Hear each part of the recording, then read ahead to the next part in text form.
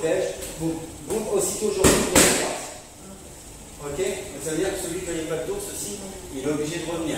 Donc c'est.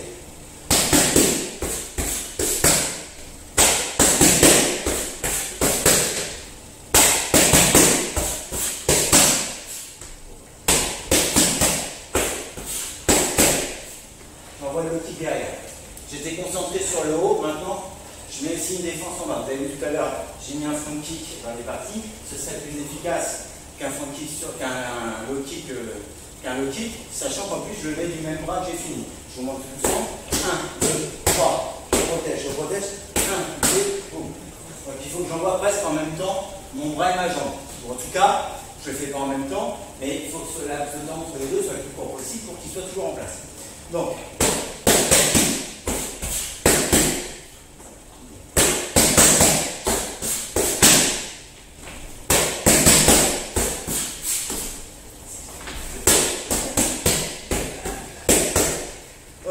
et quand vous en avez marre de prendre le low kick, vous faites comme j'ai fait tout à l'heure, vous montez la jambe pour que de temps en temps, il y ait ce tibia contre tibia qui va piquer un peu, mais qui fait que vous vous mettez dans les... Quand les frappes arrivent, essayez de ne pas vous désolidariser. En fait, l'idée, c'est de protéger la maison. Faites souvent, je fais la dernière, 1, 2, 3, quand ça arrive, souvent faites ça. Après, vous faites presque un 360, genre version couteau ou version crochet. Là, l'idée, c'est de protéger la maison. En fait, dans l'absolu, je la prends quand même, la frappe. Mais vous voyez, là, ma main, je suis attrapé là, pour verrouiller là. Et c'est aussi pour que vous appreniez à encaisser un petit peu. Voilà, c'est pas long. Mais c'est pour que votre corps s'habitue à prendre aussi des petits impacts. Là, clairement, quand je vais chercher plus large, ici, vas-y, et j'envoie là, je bloque. Je ne prends pas la frappe. D'accord? Mon visage ne prend pas la frappe, puisque je m'ouvre pour le bloquer. Ce qui n'est pas forcément idiot en soi. Je ne prends pas la balle. Là, quand ça arrive et je suis bloqué là, en fait, je le prends. Je le prends. Avec toute sa puissance, si c'est un crochet. Il est bloqué, bloqué par mes bras, mais l'impact, je vais quand même le subir. Et donc, c'est ça que je cherche un petit peu. Vous êtes en mode frappe, 1, 2, 3, aussi, vous revenez, vous frappez. Voilà, vous subissez, vous reprenez l'ascendant pour enchaîner. Ok? Donc, mais ce qui est important, c'est vraiment 1, 2, 3, boum, boum. Et ma deuxième main, quand ça arrive, ici, elle est là, elle n'est pas loin, elle n'est pas en bas. Hein. Tout doucement, je suis ici. 1, 2, 3, bam, les jambes.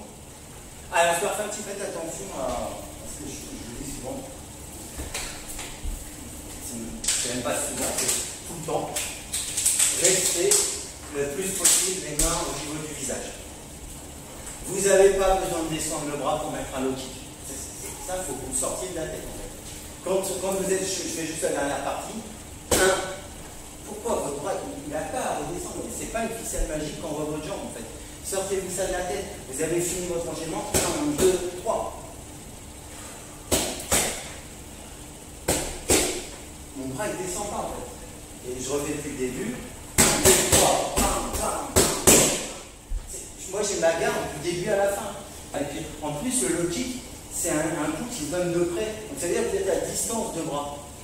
Moi mon low kick, il ne part pas de loin, parce que sinon je ne suis pas à distance. Je suis à distance de mon bras quand je l'envoie. Donc c'est une distance courte. Je suis dans sa distance. Ici. C'est pour ça que tout à l'heure, je faisais 1, 2, 3, et quand je l'ai hissé, je revenais, comme ça je reprends ma distance. C'est une façon de reprendre cette distance aussi. Donc 1, 2, 3, là, derrière, la frappe au parti. Ok, pour vous placer. Donc là par contre, vous avez vu du coup, j'adapte le low kick. Le low kick, c'est pas celui qui va finir. Donc il manque de puissance. C'est-à-dire que quand je suis là, au lieu d'engager, de rentrer sur mon low kick, eh bien, je mets un low kick plutôt bout de course en me disant que c'est vraiment ma jambe avant qui va finir. Mais dans quelle que soit la définition que vous allez utiliser, vous restez en garde. Je vous rappelle, cette technique vitesse-puissance, c'est dans les séquences. Et du coup, vous vous ouvrez sur vos frappes. Alors maintenant, vous bloquez bien au niveau des protections, mais souvent vous vous ouvrez, ou alors au contraire, les épaules redescendent, et du coup, j'assiste à ça en fait. Donc c'est 1, 2, 3. Il n'y a plus personne. En fait, là, il n'y a plus personne qui protège la maison à nouveau. En fait, je suis fléchi sur mes appuis, parce que la tête, elle est rentrée ici, parce que le menton me touche ici. C'est aussi pour présenter mon crâne, en fait, à l'adversaire. Parce que si je suis comme ça, là, je suis une cible facile. En étant là, c'est pour ça que les boxeurs, ils baissent la tête aussi. C'est pour que je sois plus souvent le crâne qu'on rencontre.